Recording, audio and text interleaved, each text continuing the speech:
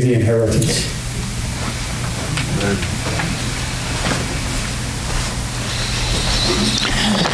Since Jesus is going to receive the inheritance of the world, in fact, it already belongs to him, we ought to pay attention. We ought to regard the plan of God, the proclamation from God, and the person who is Jesus himself. As we think through this passage this morning, we want to remember that we've been looking at Revelation chapter 4 and 5 of what is happening beyond. We said it was meta tauta, after these things. Beyond the world that we're currently living in, God has a plan for the future. And this plan focuses on the lion that is beyond, the Lion of Judah that James and Mike read about. That is Jesus himself, who appeared maybe to be a cub, who seemed to lie down, but who has been raised in power and glory, and who owns all that exists. And because he does, we as his followers ought to pay attention. That's what it means to regard something. It means to look at it, to behold, to pay attention. And so we want to make sure that we, as the followers of Jesus Christ, are engaged with the plan of God, that we've understood his proclamation to the world, and that we are following closely after the person who is worthy to lay out God's plan. So let's look at the text beginning in Revelation chapter 5 at verse 1. There are outlines that you can use to follow along. If you didn't get one and you'd like to have one, just raise your hand and someone will bring one to you.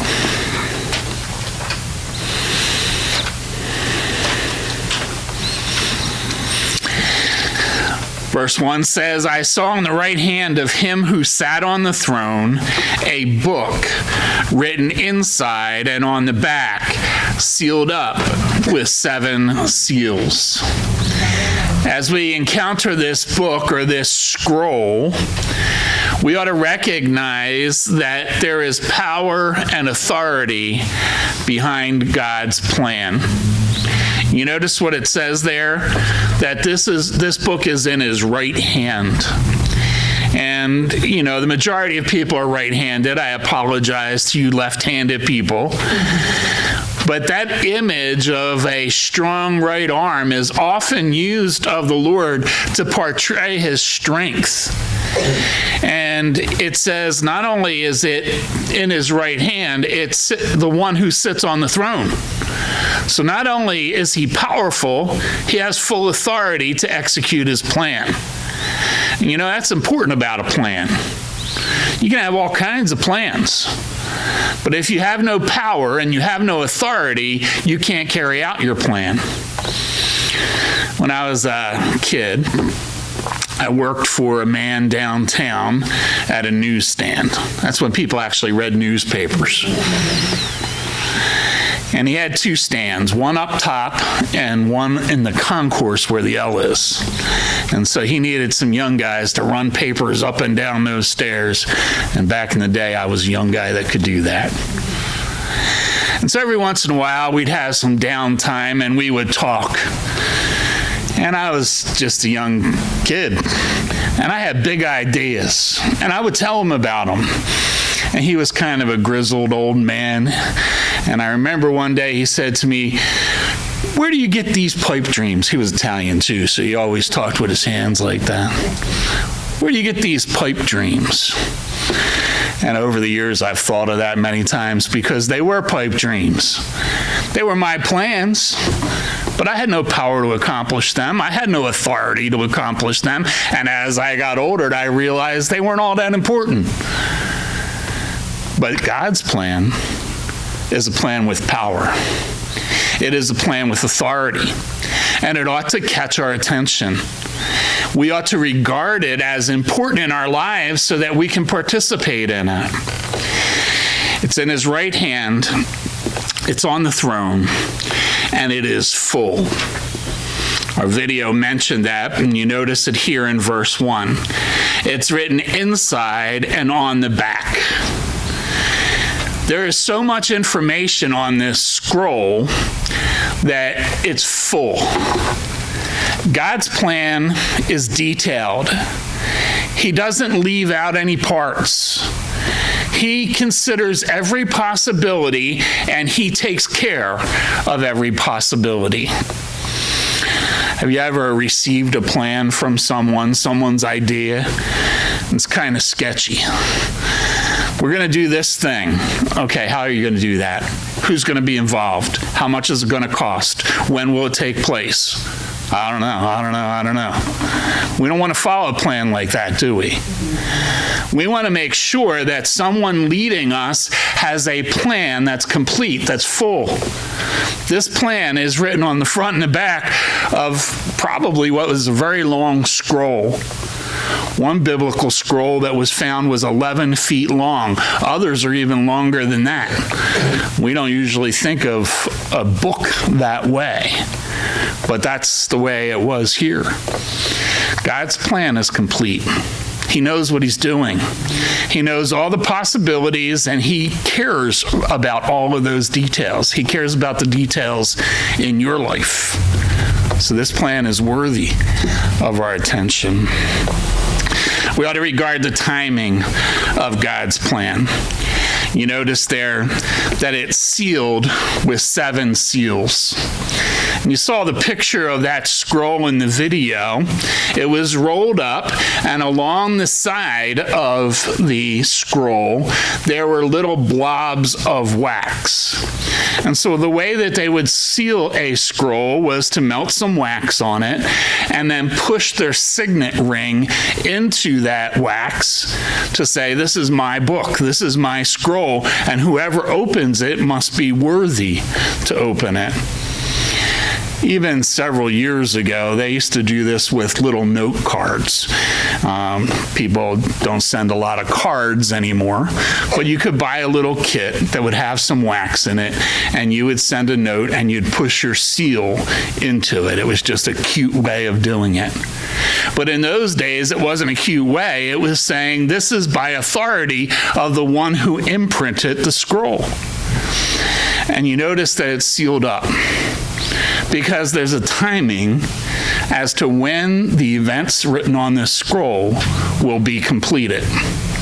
You notice in Daniel chapter 12, the passage that Mike read for us earlier, it said, "But as for you, Daniel, conceal these words and seal up the book until the end of time. Many will go back and forth, and knowledge will increase." And later he said, go your way, Daniel, for these words are concealed and sealed up until the end times.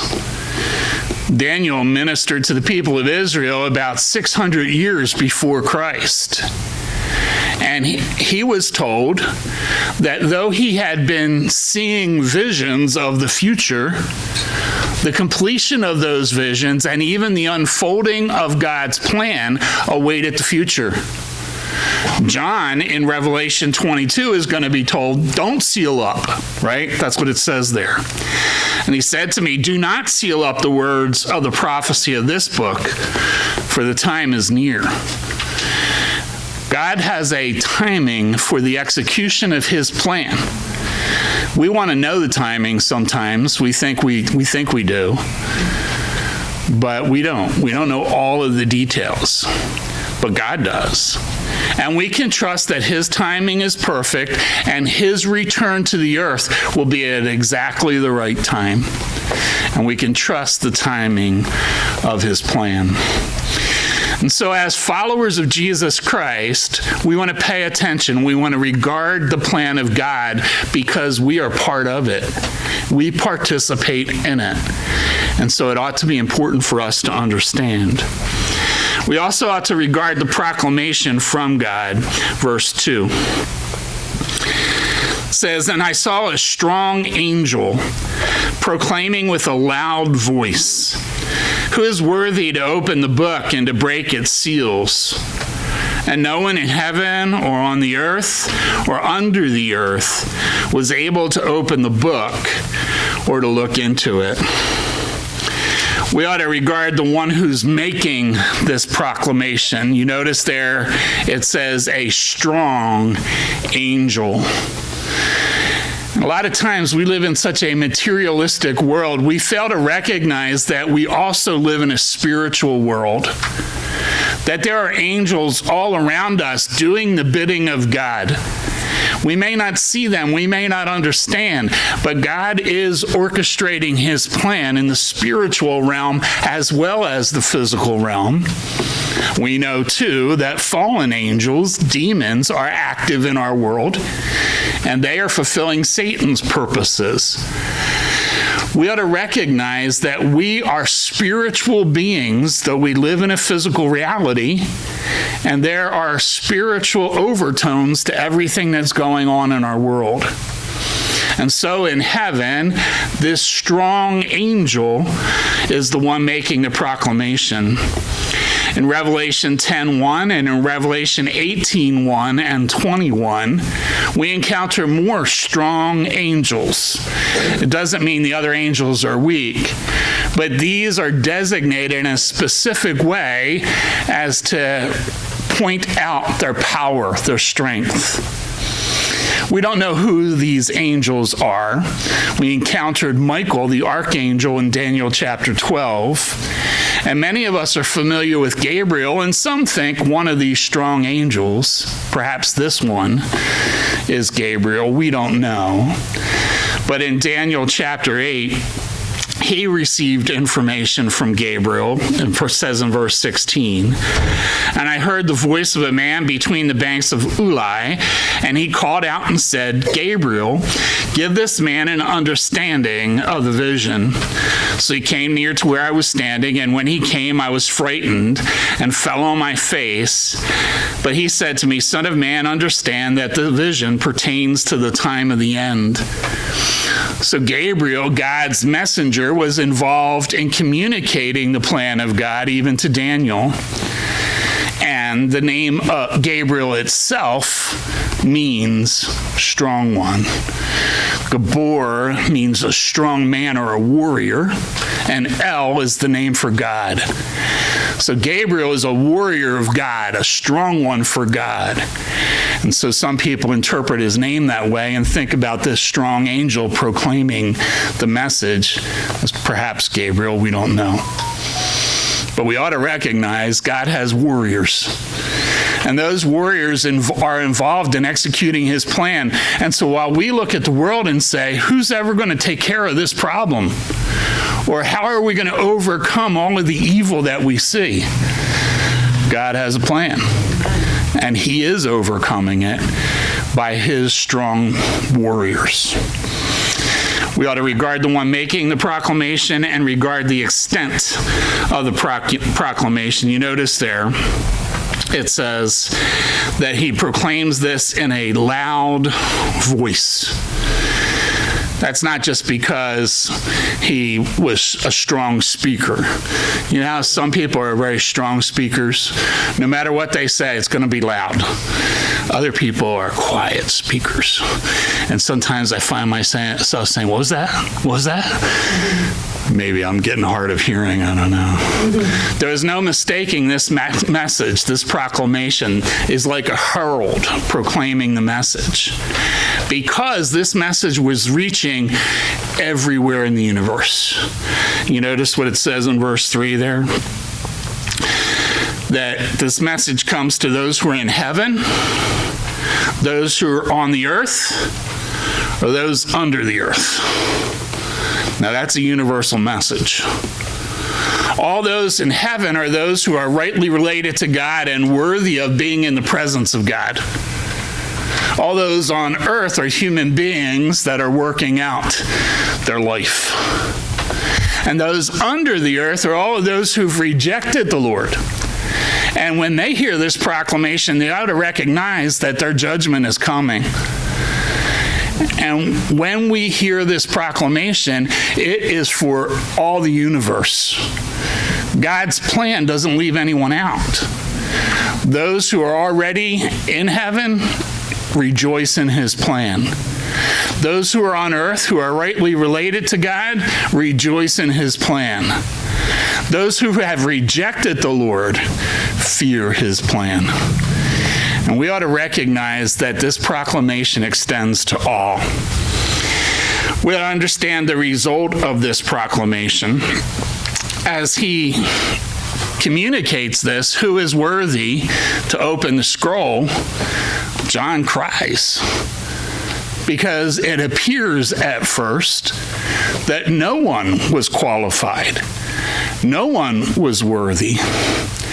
Throughout the book of Revelation, that word worthy is only ever used of God and of Jesus. And no one measured up to who that was, except, as we'll see, the Lion of Judah, Jesus himself. So we ought to regard the plan of God and the proclamation from God and the person who has overcome. Verse 4. Then I began to weep greatly because no one was found worthy to open the book or to look into it. And one of the elders said to me, "Stop weeping. Behold, the Lion that is from the tribe of Judah, the root of David, has overcome, so as to open the book and its 7 seals." We recognize the necessity of this person who overcome because there was no one else qualified, and only Jesus, the overcomer, would be qualified. We ought to recognize his uniqueness, that he is the one who has full authority. In Matthew 28, after his crucifixion and resurrection, Jesus said, "All authority has been given to me in heaven and on earth." We recognize that Jesus is the one with the authority to open the will, the testament, the inheritance that God had promised to him. He is totally unique in that there is no other that would be qualified, and had Jesus not overcome, no one else would be able to overcome. It says there, he is the Lion of Judah, and the lion signifies his leadership. In the passage that James read for us, that talked about the scepter being between his feet. We don't often use a scepter now, but it was kind of the baton that a king would hold out. It was a royal implement that signified the authority of the king. And if a king were to welcome you into his presence, he would hold out the scepter, and you would gain his authority to have an entrance into his throne. Jesus is the Lion of Judah, from whom the rule over the people of Israel would not depart. He is the leader who is qualified to overcome and to rule as the scroll is opened and unfolded, and we see the kingdom of heaven coming to earth. We ought to regard the leadership of Jesus, and that passage in Genesis 49 explains that to us. Judah, my son, is a young lion that has finished eating its prey. Like a lion, he crouches and lies down, like a lioness who dares rouse him.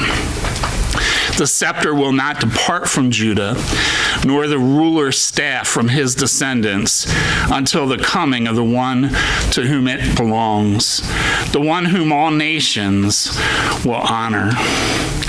Not only should we recognize his leadership, we should recognize his heritage. You notice there back in verse 5 of Revelation 5, he's called not only the Lion of Judah, but the root of David. That idea is that a tree would be cut off, having its roots still in the ground, and a branch would grow up. New life would grow up from that root. And that's the idea of who Jesus is, that he has his heritage in the family of David, the kingship of David. And even though it seemed like David's kingdom was cut off, Jesus, the righteous branch, grew up from that root, from that stump, and became the root of David, or in this case, it'll say the root of Jesse. In Isaiah chapter 11, verse 10, it says, "Then in that day, the nations will resort to the root of Jesse, David's father, who will stand as a signal for the peoples, and his resting place will be glorious." The reason that's important is because God had promised David an eternal kingdom. In 2 Samuel chapter 7, it says, "When your days are complete," this is to David, "and you lie down with your fathers, I will raise up your descendant after you, who will come forth from you, and I will establish his kingdom." Jesus is the fulfillment of that promise to David, and his kingdom will be established, and it will be an eternal kingdom when Jesus returns to the earth to reign. We ought to pay attention to what God is doing. We ought to regard his plan. We ought to recognize that the proclamation of the coming of the Lord is for everyone. And if we have received that message, we ought to share it with all who will hear. Because that message, the good news about Jesus being the overcomer, is what directs people's eternity. They will be either in heaven with him, or they will be under the earth without him. There's going to be a new heaven and a new earth, so that part's going to be done. And everyone has an eternal future.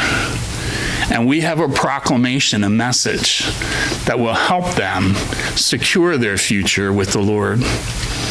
And then we want to live in right relationship with the person who has overcome. Because in Jesus we overcome.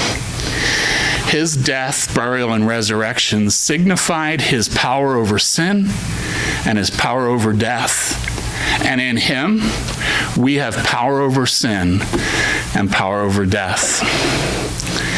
There are all kinds of things that cry out for our attention. Do you ever drive 95 sometimes and you see those flashing billboards? You kind of almost can't stop looking, right? And sometimes you'll see something from far away, and by the time you get there, it's shut off, and you're thinking, maybe I'll slow down to see what that was.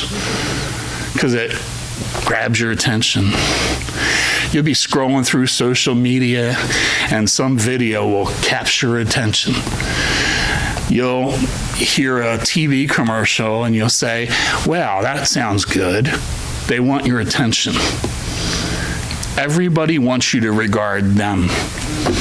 They want you to pay attention to them. We ought to regard the plan of God, the proclamation from God, and the person, Jesus, who has overcome, in whom we too overcome. Father, help us to avoid distraction and to pay attention to who you are and what you're doing. Help us, Lord, to see how we fit into your plan and then participate. Help us with a strong angel to proclaim loudly that Jesus is King. And Lord, help us to live like overcomers in the person of your Son. Help us to invite our friends and our family members and our neighbors to be free from sin and the power of death because of Jesus. It's in his name that we pray. Amen.